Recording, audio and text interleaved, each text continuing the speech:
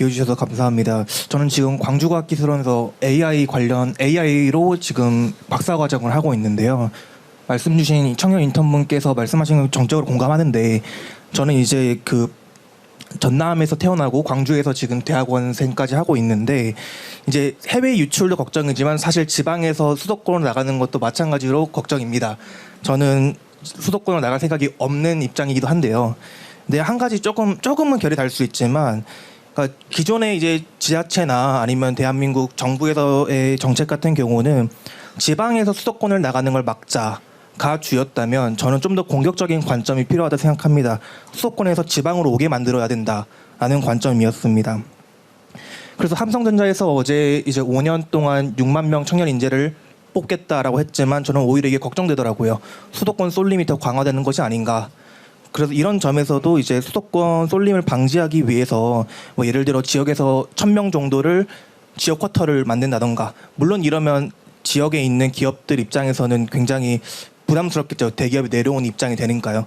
근데 그럼에도 불구하고 이제 저 같은 이제 과학기술을 하시는 분들은 내가 원하는 직무, 내가 내 역량을 펼칠 수 있는 직무라면 해외를 나가도 되고 아니면 서울로 가도 되고 대구든 광주는 어디로 갈 수 있는 게 중요하다. 그리고 지자체 입장에서도 이걸 여기 정착하는 인구를 늘리는 것도 중요하지만 생활 인구를 늘리는 것도 중요하다. 이 일자리가 좋은 일자리라면 누구나 오려고 할 텐데 이 일자리를 사실상 인구 개수처럼 매겨서 그렇게 좋은 일자리를 유치하는 것도 중요하다라는 생각이 좀 들었습니다. 그리고 한 가지 또 말씀을 드리면 인재 유출도 문제인데요. 교수 유출도 문제입니다. 제가 이제 광주과학기술원에 있다 보니까 느끼는 건데 서울대랑 카이스트로 교수님들 많이 가십니다. 근데 가실 때 그 교수님 어떤 분들이냐? 가장 인기 있는 교수님들이죠. 가장 우리가 가고 싶어하는 연구실의 교수님, 우리의 가장 수업에 인기가 많은 교수님이셨습니다. 그래서 이런 문제들이 지금 현재 현장 속에서 굉장히 디테일하게 문제가 발생되고 있습니다. 그래서 제가 여기 온 김에 그 하정우 수석님도 오셨던 것 같은데 그 현장의 목소리가 상당히 뜨겁습니다, 수석님. 예, 그리고 지금 대학원생들이 사실 이 국무회의 많이 보거든요. 거의 연구실 장관이죠. 그런 식으로 많이 보고 있는데 좀 수석님께서 혹시라도 이제 저희 과기원이나 아니면 또 과기원은 지원을 많이 받는 편이지만 뭐 지방 거점 국립대학에 있는 그런 대학원생들의 이야기를 들어줄 수 있는 이런 장을 좀 마련해 주셨으면 좋겠습니다. 네, 감사합니다.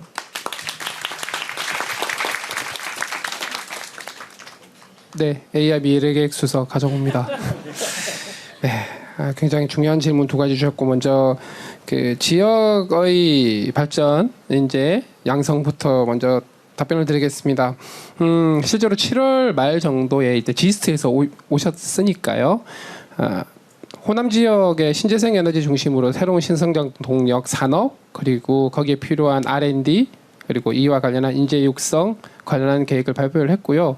지금 이제 대통령께서 계속 강조하시는 게 각 지역의 균형 발전이 너무나도 중요하고 이 지역 균형 발전이라고 하는 것이 공공기관을 보내고 회사를 보내고 하는 수준에서 끝나는 게 아니라 각 지역에서 정말 잘할 수 있는 분야를 발굴하고 그 분야와 관련된 산업, 인재, 기술들을 거기에 규제 혁신까지 토탈 패키지로 해서 그 지역이 정말 경쟁력을 가질 수 있고 그 경쟁력을 통해서 산업 발전하고 경제 성장하고 이것이 현재의 수도권 중심의 어떤 성장의 한계를 극복할 수 있는 방안으로 준비를 하고 있다고 보시면 될 것 같습니다.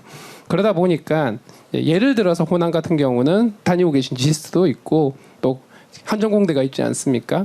그러면 적어도 전기, 전자 그리고 그와 관련된 AI 분야에서는 전국 그 어떤 대학보다 강력한 연구 역량, 교육 역량 그리고 더 가장 좋은 일자리를 만들어내는 것. 그렇게 해서 해당하는 지역에서 성장한 인재가 그 지역을 굳이 떠나지 않아도 여기가 가장 좋게 만드는 그런 어떤 전체적인 토탈 패키지를 만드는 것들을 준비를 하고 있고요.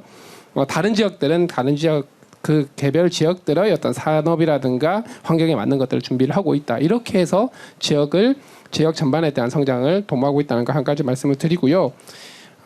첫 번째 질문이었던 과학기술 인재 유출에 대한 부분들은 당연히 이제 정부 초기부터 굉장히 고민을 많이 했고 실제로 과학기술 R&D 혁신 방안 그리고 인재 유출 혹은 인재 확보 방안에 대해서 이미 과기정통부에서 태스크포스 팀을 준비를 해서 혁신적인 방안들을 제시를 하고 있습니다.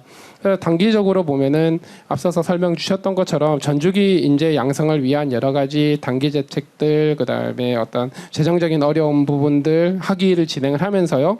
그리고 어떤 박사 후 연구원들에 대한 여러 가지 처우들 뭐 이런 것들도 진행을 하고 있고, 아무래도 처우 차이가 있다 보니까 특정한 어떤 연구소라든가 대학에서 하기 어려운 것들을 기업과 대학 혹은 연구소와 대학의 겸임을 통해서 어떤 처우 부분도 해결하면서 연구 자율성도 해결하는 이런 여러 가지 제도 개선들, 그리고 지금 현재 어떤 R&D 연구에 있어서 행정 소요도 너무 많고 풀칠하는데 시간 써야 되고 제안서 뭐 수백 페이지 써야 되고 결과 보고서 쓰는데도 시간 많이 걸리고 하는 이런 행정 요소들도 상당히 많이 혁신을 하는 것들을 준비를 하고 있는데요.